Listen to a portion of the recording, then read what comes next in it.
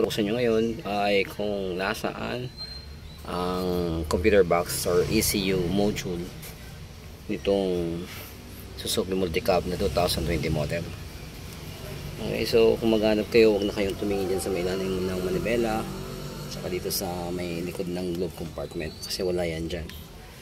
So ang location ng computer box ito ay andito lang, dito sa may likod nitong air filter.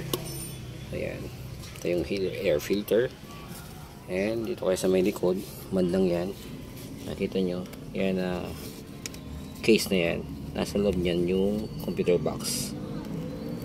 Okay. Ayan yung mga wire nya, ito yung harness wire, punta yan dito sa may loob. So naka-enclose yung computer box dyan sa loob nyan. Okay, so ang kailangan nyo gawin, tatanggalin nyo itong air filter para matanggal nyo itong computer box. Ayan. So yan, kung natanggal nyo ito, hindi na lang tanggalin yung computer box. Okay, so ayan, sana makatulong sa inyo.